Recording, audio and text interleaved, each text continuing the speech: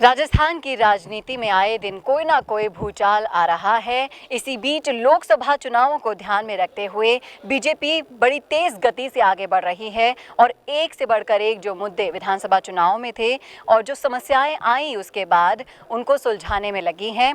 वहीं दूसरी तरफ कांग्रेस अभी भी आंतरिक कलह से जूझ रही है, गुटबाजी से जूझ रही है।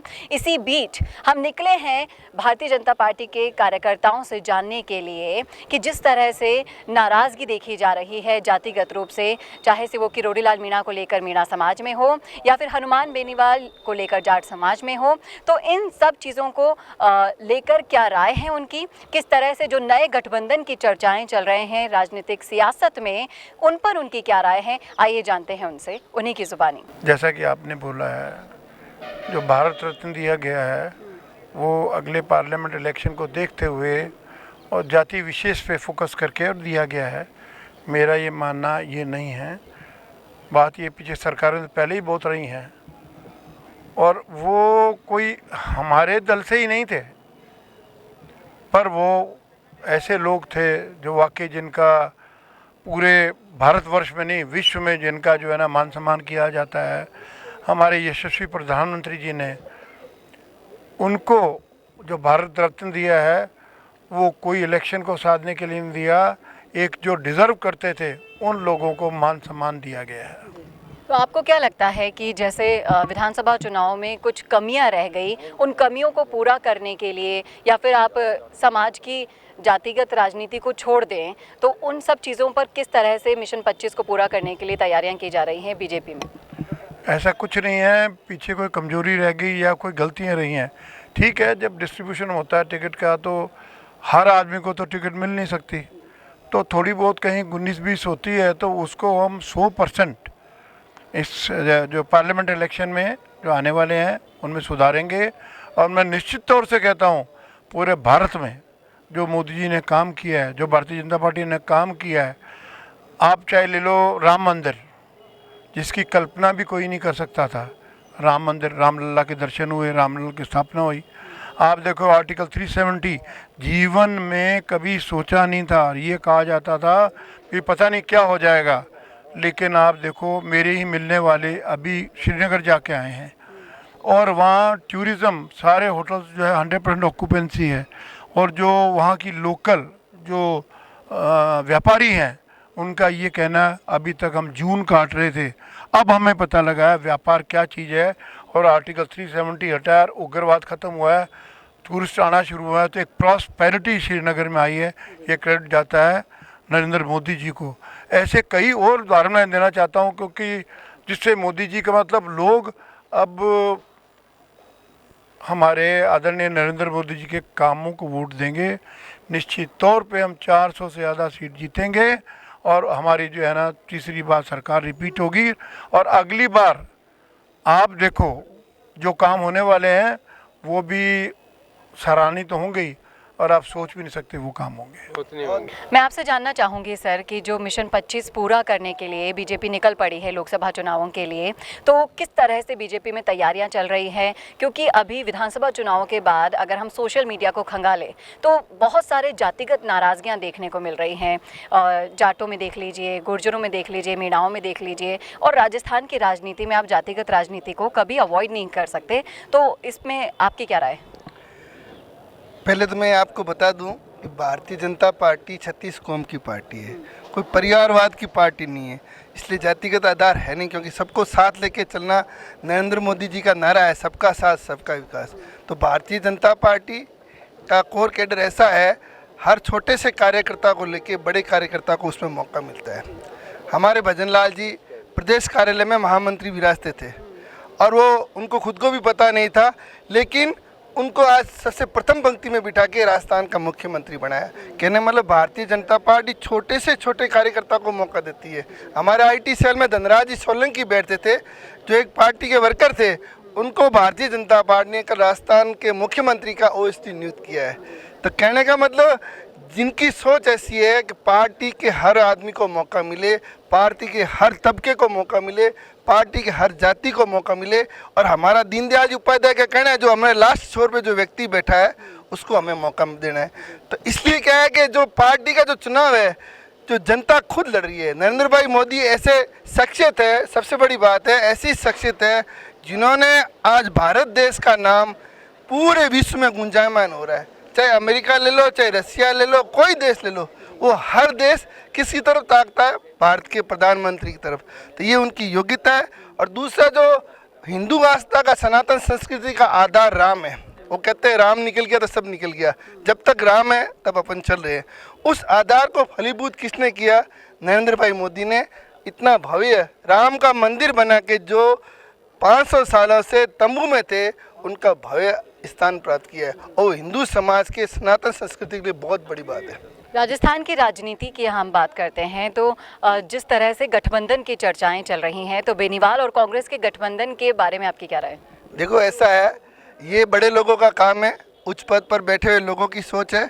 हम पार्टी के एक साधारण कार्यकर्ता है और पार्टी के कार्यकर्ता तौर पर हमें जहाँ से वो आदेश मिलता है उस आदेश की पूर्ति करते हैं। हमारा उद्देश्य वही है, जो नरेंद्र भाई मोदी जी के साथ जो भी बातचीत करके आएगा हम उनके साथ है। सबसे बड़ी बात है, कमल जो हमारा है जहाँ दिखेगा हम उसके साथ है, हमारी वही पार्टी है। आपको क्या लगता है कि हनुमान बेनीवाल और कांग्रेस का जो गठबंधन है वो बीजेपी पर भारी पड़ सकता है, उनकी राजनीति पर? ये तो आप समय बताएगा, अभी तो इसके बारे में कुछ नहीं। जो काल्पनिक चीजें होती है उसके बारे में कोई कमेंट्स नहीं कर सकते, इसलिए काल्पनिक बातों पर विश्वास नहीं कर सकते।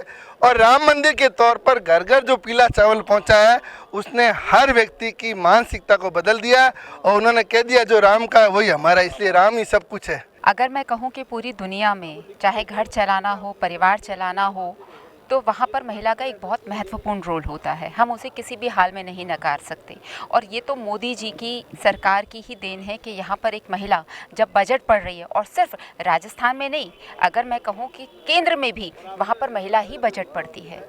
तो और वो जो एक गृहिणी थी जिसने परिवार को चलाने के लिए अपने छोटे से कम पैसे में भी घर चलाने का एक उसमें कुशल नेतृत्व था, उसको लाकर उन्होंने राष्ट्र नेतृत्व में अगर डाला है तो ये मोदी सरकार ही कर सकती है। और ये आप और मैं भी एक महिला है। आप भी जब परिवार चलाते हैं आपको पता होता है कि कितने में किस चीज़ की प्रायोरिटी है, और इस प्रायोरिटी के हिसाब से ही आप कहीं ना कहीं अपने बजट को डिवाइड करते हैं। और ये एक महिला बखूबी जानती है कि उसके घर को, उसके परिवार को, उसके देश को और उसके राज्य को किस चीज़ की आवश्यकता है। जिस तरह से पिछले विधानसभा चुनाव में महिलाओं का जो मतदान का स्तर था वो बढ़ा था, तो आपको क्या लगता है कि इन घोषणाओं के बाद लोकसभा चुनाव में ये अपना खुद का पुराना रिकॉर्ड तोड़ पाएंगे? बिल्कुल, इस बार तो बहुत ज़्यादा बहुमत से तोड़ेंगे। इस बार वोट परसेंटेज भी बहुत ज़्यादा मात्रा में बढ़ेगा, क्योंकि महिलाओं की बहुत सारी परेशानियों को यहाँ पर आइडेंटिफाई किया गया है। यहाँ पर मोदी सरकार ने जिस प्रकार से, चाहे वो किसी भी तरीके की सुरक्षा हो, वो सब महिलाओं को यहाँ पर दिया है। और सबसे बड़ी चीज़ जो 33% आरक्षण, जिसको कहीं ना कहीं सरकारों ने, अभी तक जो पिछली सरकारें थी वो उसे दबाकर बैठे हुए थे, और मोदी सरकार ही थी जो इस बिल को आगे लेकर आई और उस पर पूरी स्टैंप लगाई कि हाँ, महिलाओं को राजनीति करने का भी उतना ही हक है जितना कि पुरुष को है। तो ऐसा नहीं है कि किसी भी स्तर पर उन्होंने महिलाओं को कहीं कम रखा है।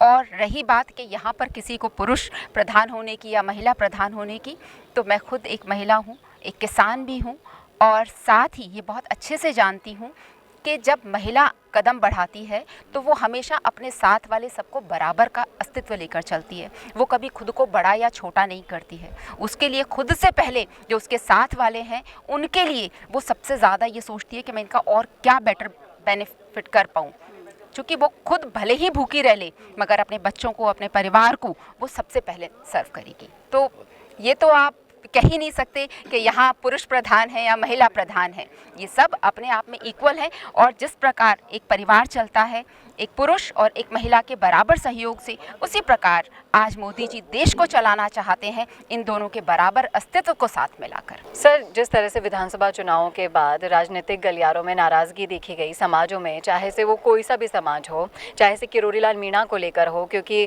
जैसे ही मुख्यमंत्री जी का नाम अनाउंस हुआ तो आप उस नज़ारे को भूल नहीं सकते जो बाहर था। उधर उनके समर्थकों ने भूचाल ला दिया था। आप उनकी आशाओं को समझ सकते हैं, उम्मीदों को समझ सकते हैं। हर कोई मान के बैठा था कि किरोड़ी लाल मीणा को भी पद मिलेगा। वहीं दूसरी तरफ देखें तो जाट समाज भी है, गुर्जर समाज भी है। हर कोई चाहता था कि अपने समाज के पुरोधाओं को वहाँ पर देखना चाह रहा था, लेकिन कहीं ना कहीं उनकी उम्मीदों पर खरी नहीं उतरी सरकार, और इस नाराज़गी का जो खामियाजा है वो कहीं मिशन 25 में असर डाल पाएगा। जी बिल्कुल। और राजस्थान में 25 की 25 सीटें है ना बीजेपी सरकार की आने वाली है अभी 2024 में, जो हम आगामी चुनाव देखेंगे। मुझे ये ज़रूर पता है कि जो जाट समाज था एक हाशिए पे खड़ा कर दिया था कांग्रेस ने।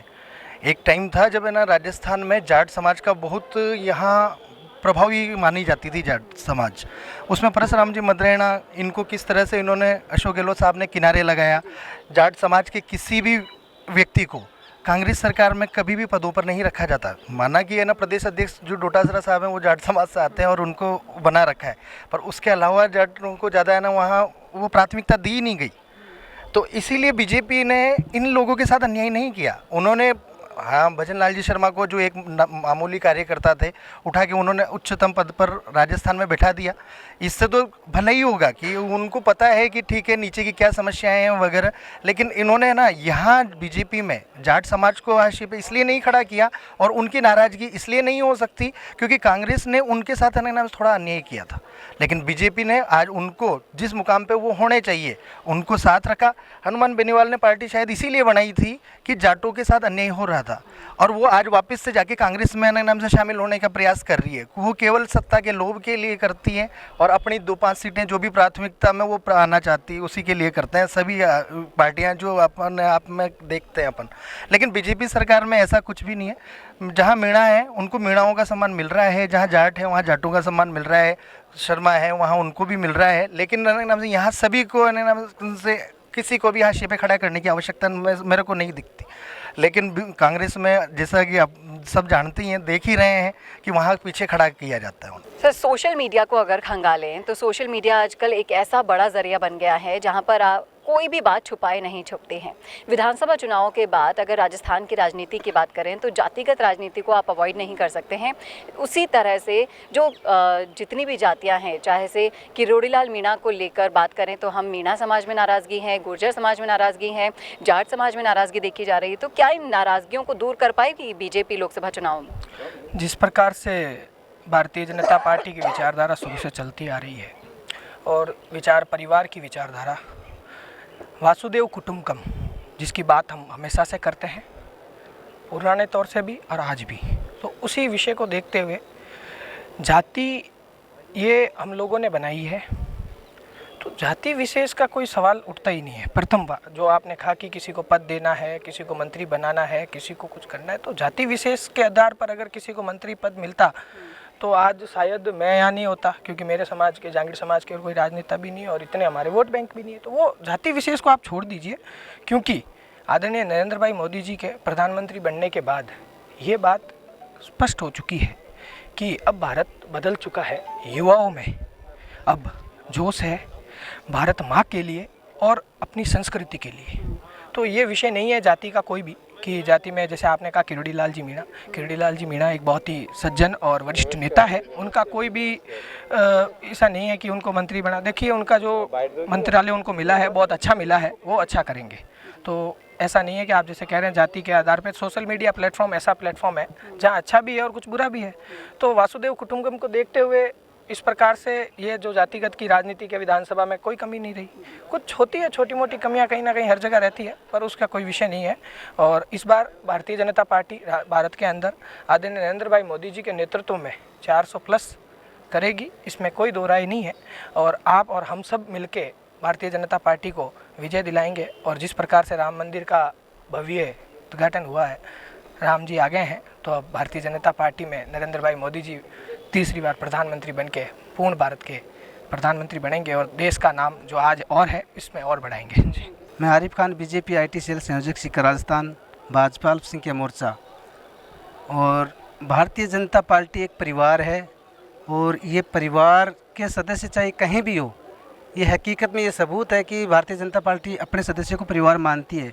इसकी सबूत मैं आपको आज भाई साहब के चैनल के द्वारा मैं दे रहा हूँ कि मैं विदेश में रहता हूँ, सऊदी अरब, और आरिफ खान नाम है मेरा। तो पार्टी का जब 25 साल से मैं कार्य करता हूं, तो पार्टी जब कार्य करने के बाद में, पार्टी उनकी सफलता, उनका विचारधारा देखने के बाद में, और पार्टी विदेश में बैठने के बाद में भी पार्टी अपना दायित्व दिया है। ये भारतीय जनता पार्टी का ये सबूत है, जो हम सब लोग बोलते हैं भाजपा परिवार, ये हमारे परिवार की एक ताकत है और एकता है, और एकता से हम आगे बढ़ते हैं।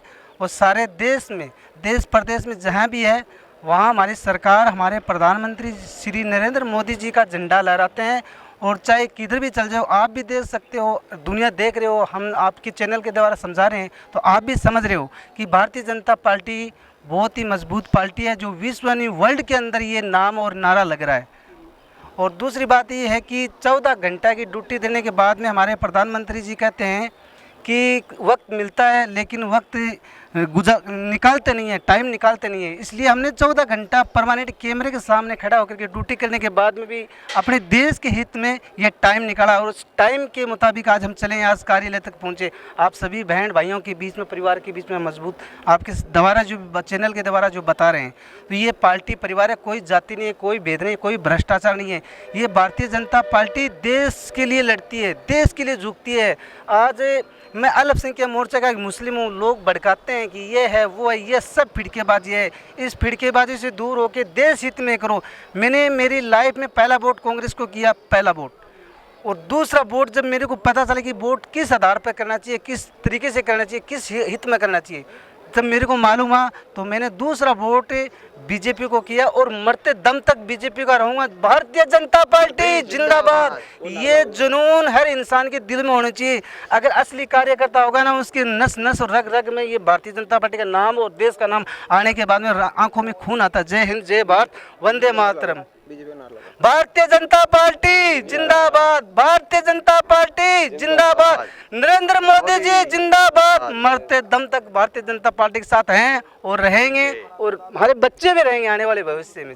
तो देखा आपने, सुना आपने, हर एक कार्यकर्ता का यही कहना था कि बीजेपी में उनके लिए हर एक कार्यकर्ता सर्वोपरि है, संगठन उनके लिए सर्वोपरि है, कोई जातिगत भेदभाव इनकी तरफ से नहीं किया जा रहा है, और मिशन 25 पूरा होगा। 400 से ऊपर ज़्यादा सीटें लोकसभा चुनाव में बीजेपी को मिलने वाली है, और एक बार फिर से बीजेपी हैट्रिक लगाने वाली है, हैट्रिक पूरी करने वाली है अपनी, और मिशन 25 जो पूरा कर कर बीजेपी प्रचंड रूप से लोकसभा चुनाव में जीत दर्ज करेगी, ये उनका मानना है। आपकी क्या राय है, आपका क्या सोचना है, कमेंट करके जरूर बताइएगा कमेंट बॉक्स में। कैमरामैन चेतन के साथ चेतना शर्मा, राजस्थान संवाद। तो आप भी अपने रियल एस्टेट बिजनेस को पुराने तरीकों से प्रमोट कर रहे हैं, तो छोड़िए पुराने तरीके और जुड़िए मिशी मीडिया सॉल्यूशन से। फिर चाहे हो प्रोफेशनल मॉडल से आपकी प्रॉपर्टी को एक्सप्लेन कराना, या हाई क्वालिटी कैमरा वर्क से अपना वेंचर दिखाना,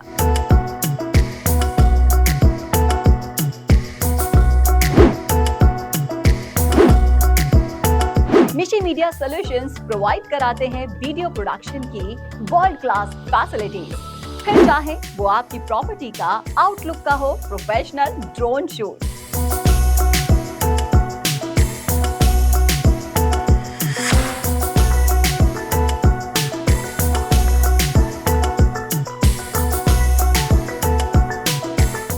ये सब पाए एक ही जगह पर आपकी शानदार सर्विसेज में हमारा वीडियो प्रोडक्शन लगाएगा 4 चांद।